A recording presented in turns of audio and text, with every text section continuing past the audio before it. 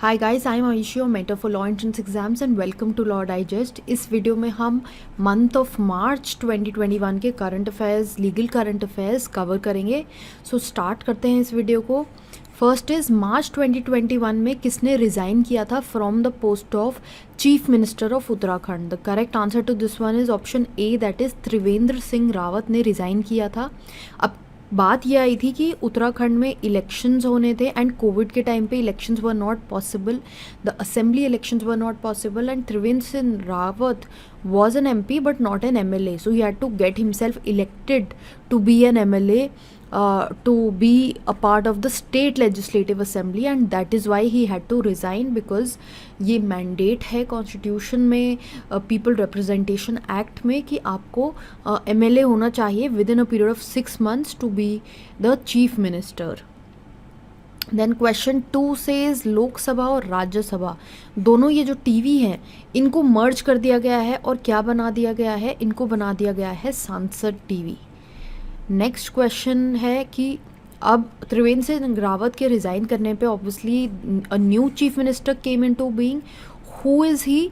The correct answer to this one is Pushkar Singh Dhami. नाम mention नहीं है यहाँ पे। Pushkar Singh Dhami is the new CM।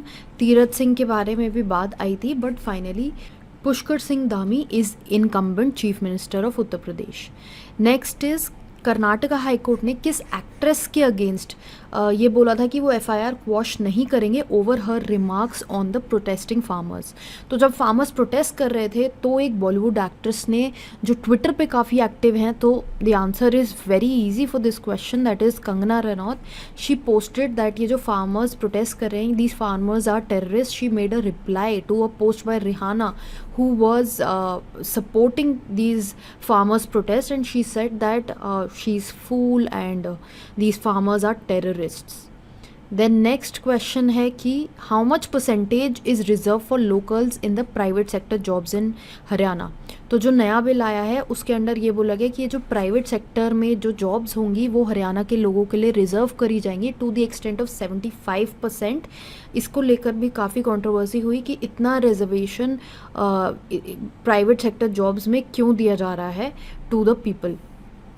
But however we have seen कि स्टेट्स जो हैं वो अपने लोकल्स, अपने इनहैबिटेंट्स के राइट्स को बचाने के लिए ये रिजर्वेशंस ग्रांट करती हैं। Which country pass the miscarriages bereavement law? तो मिसकैरेज बेरीवमेंट लॉ जो पास करा गया है वो किया गया है इन न्यूजीलैंड। नेक्स्ट क्वेश्चन है कि कौन सा ऑर्डिनेंस है जो अलाउ करेगा इंसॉल्वेंसी रेजोल्यूशन प्रोसेस को फॉर MSME जो छोटे एंटरप्राइजेस होते हैं जिनके प्री पैकेज इंसॉल्वेंसी प्रोसेस होते हैं, ये अलाउ करे गए हैं through the ordinance of insolvency and bankruptcy code. This could have been answered with basic logic as well. Insolvency की बात हो रही है and insolvency and bankruptcy code जो है वो ही डील करता है with the whole procedure. Next question is which country enacted a law giving the vaccine makers indemnity if the vaccine causes side effects? अगर कोविड वैक्सीन से side effects होते हैं तो लॉ वैक्सीन मेकर्स को indemnity देनी पड़ेगी लोगों को। ये कौन सी कंट्री में इनैक्ट हुआ है लॉ? ये हुआ है फिलीपींस में enact. Then next question is which country passed the legislation police crime sentencing and courts bill? ये जो बिल है, ये जो legislation है, ये पास हुआ है in the country of United Kingdom.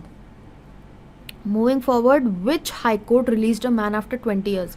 So basically एक man है जो convicted था and he was accused for the offense of rape and he was jailed. He has been there in the prison for 20 years, but now ये find out किया गया है that he did not commit the crime and acquit किया गया है after 20 years being in jail, and this court is Allahabad High Court. Option A is the correct answer. और Allahabad high court ने इस इंसान को रिलीज़ कर दिया है। It is indeed a sad state of affairs in the country कि इतना डिले और इतने लैचेस हैं कि इतना टाइम लग रहा है जस्टिस मिलने में। With this we come to the end of this video. Just in case you have any doubts or queries, mention the same in the comment box. Subscribe to our channel for more such videos and follow us on Instagram.